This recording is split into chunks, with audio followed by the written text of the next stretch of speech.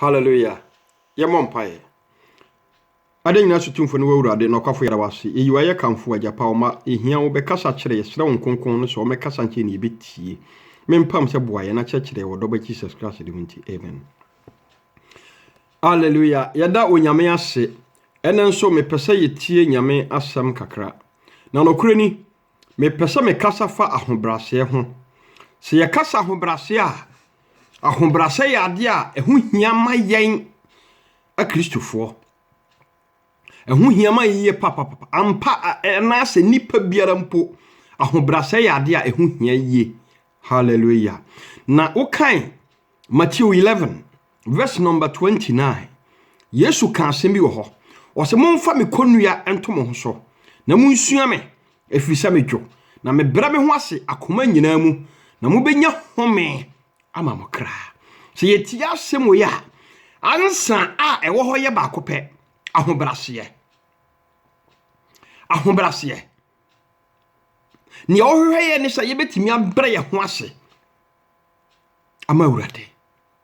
Na so obi bre ne ho ase a emfasode a ewo ma sa nipa no ene se ne nsa beka honhom konkono, the Spirit of God. Ahobrase no sa wo bra ho ase a ena wo nsa beka honhom konkono. Hallelujah. Enu nti na Jesus kire ye no wan kire ye kwan ya yemfa so wono satade nti yenso yen satade wan kire kwan ya wo fa so kasa ye ana kwan ya wo fa so bo ne tene na ebra na mumade a wo kire yen se yensua na ebeboa yen ene se ye bebre ye ho ase sanse mfasode bebre ewa ahobrase mu. Hallelujah. Nanso yemu bebre ato ahobrase na twene na de a ye hwehwe ne ahomaso. Hallelujah. Ahomaso manuanom ahomaso ya de a eno nti sa wo kan James nwoma na etire 9 nchichemu num no ekono. Hallelujah. O se o ka se twere no ekasa kwa. O ka se twere no ekasa kwa. O twene honhom a ewo ye mu no ninkunu. Na momu o maya dum bebre momu. Enu nti na twere ne se onyankopon si ahantanfo kwan na odom ahobrasefo. Tie ni ye pa. Nti so obi bra ne ho ase a ene onyankopon mare so. Na wo a wo ma ho so de onyankopon si wo kwan. Hallelujah. Emfa ho ne ba bia wa ma wo so akoduru brother awieye no wo besia tia beda down.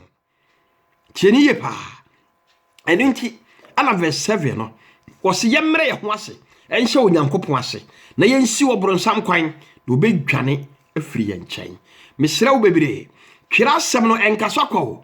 Be very careful. Na bo adwene mposa ahobrase Jesus Christ eka ho asɛm no ye so important. Ema onipa biara wabɔ na adwene mposa oni Jesus Christ ebenante emfasode e wa ahobrase mu ni so obi bra ne ho ase a enam so ma honhom konkono ye den ebetena saa nipa no ni nipadua mu. Hallelujah. Sanse nipadua na ohunu se wo ho no eno nso eye obi asɔre dan. Eno nti na Korinto fon 1 Korinto 6 no verse number 19 no wo se honhom wo se mu nipadua no eye honhom konkono a munya firi onyankopɔn ho no asɔre dan. Na mo nemo ho tie die nipadua no eye honhom konkono na asɔre dan. Na sa honhom konkono beba betena sa nipadua ni ma ni obetimi afam abam ni ahobrase. Hallelujah. Tie die na so ono bet emfa wo nipa papa wo ye. So we need Spirit of God wa ubadwene ye se wo ye papa. Ni awo ye nyina wadwene se ye. Nanso when the Spirit of God come to your life, our brother, ni awo bebre ho awo ya amfaso ni so.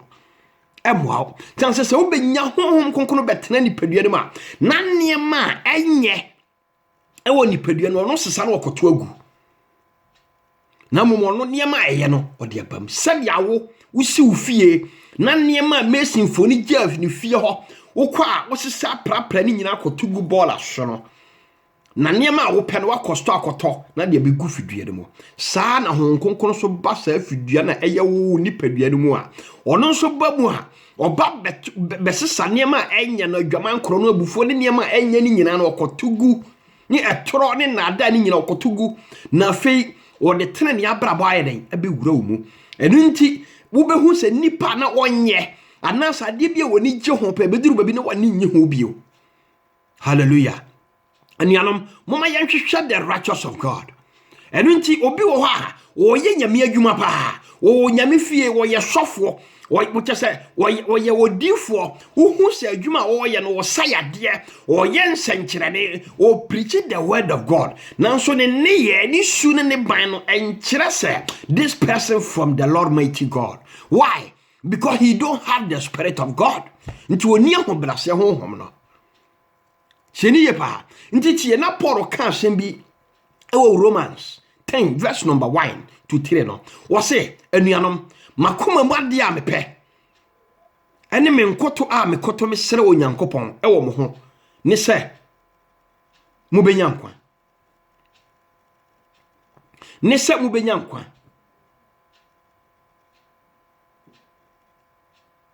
Nise mu benya nko makoma made a mepe ene me nkoto a mekoto me sere onyankopon ewo mo ho ne se mu benya nkwa. Midi mu ho adanse so mu wo onyankopon ho mmode no mode nanso munninim die mu munnim onyankopon ne tenene no munnim the righteous of God.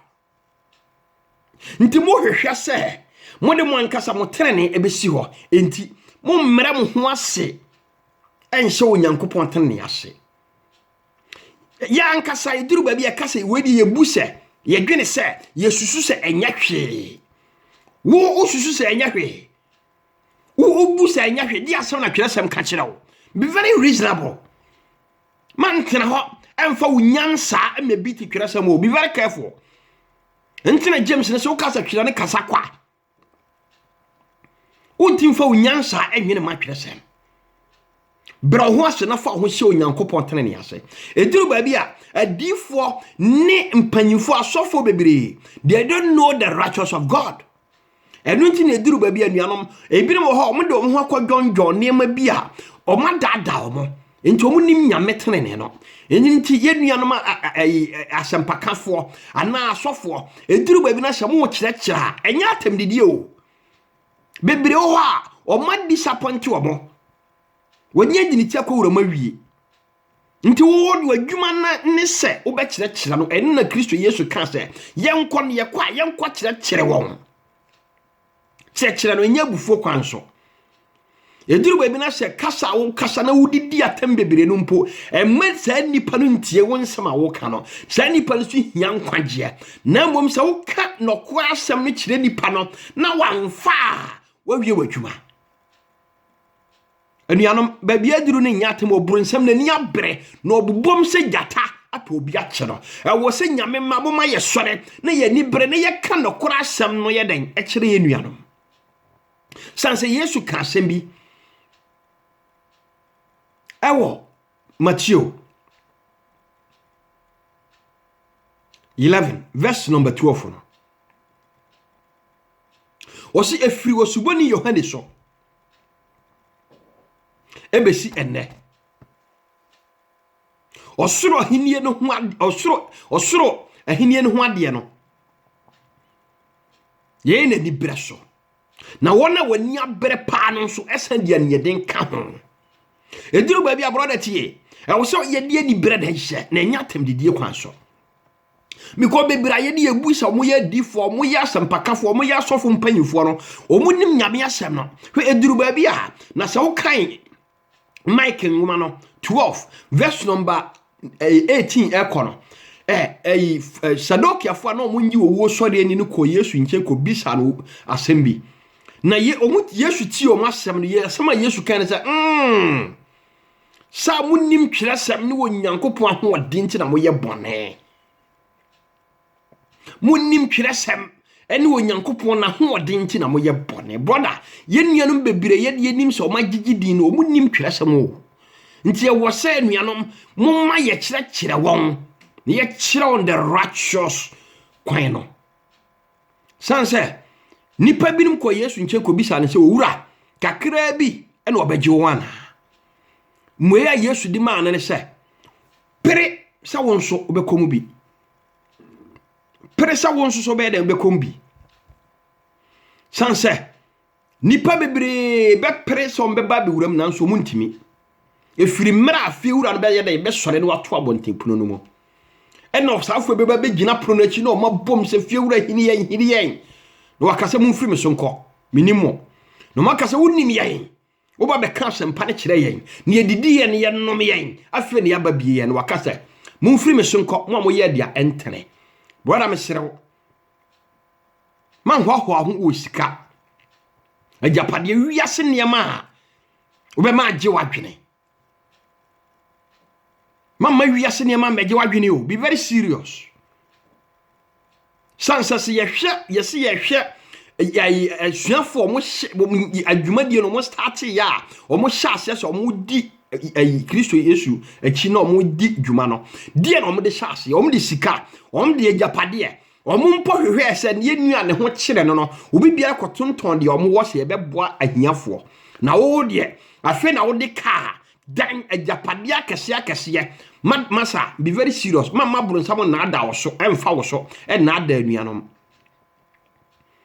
sika eyedien kura obi wagya no ho be very serious nanso ne yetie ne se wuwa chese ababi ba ensam kuram na so kan Isaiah 28 verse number 19 na wosi saaba no eba anopa awia eni anwumre wosi na ehon nkase no ehu alanko eno kwa kyere temu a ubewura mu no eno nkwa kyere temu ndi so obi ka kyere wo se Yesu maaye Yesu oma efimre tentente ena wo mka se oba na omaye an Yesu maaye na Yesu obeba na ne tie ne se wanhwe na se wu mpa wu no se wu boni ma enumpo ekyere temuo na se wokan edition 14 verse number 13 na wose meteni bi se twere yei se nhira ne awufo wona wawu awuradidi mu firi sese kro omo na omunyuma bedi omachi no mbe de ekogye omahome but they be very serious safo no mawu awuradidi no kogye omahome na wo a wodi obewu obone mu ne de brother ekyenya temuo sanse abanu mpo ebeba be fa so da bia nkase no kra wo ho no ehu arakwa be very serious mama bronsam mfa ne quotation na dawo brother sorry na bonkasa pere sa okra benya nkwa na sa wo ye odifo a wo benya odifo akatua media makade ya akirawo wo de be very serious be very reasonable but only one thing I want to tell you is be very focused brother tieni ye pa e wo se wotimnya focus ne ntia wo soma wurade botai ne ntia wo so na basa woni be bre na watima nya onyankopon tenene na wa bre ho ase e do ho ase onyankopon tenene ase na nanso ma wonsa ka the righteous of God onyame moa wonte nanim nkyerɛw ohu ye mmɔbɔ no mfa ne nsɛm no kwasɛm no nwura ye mu no ma ye ntiase adom no nti amen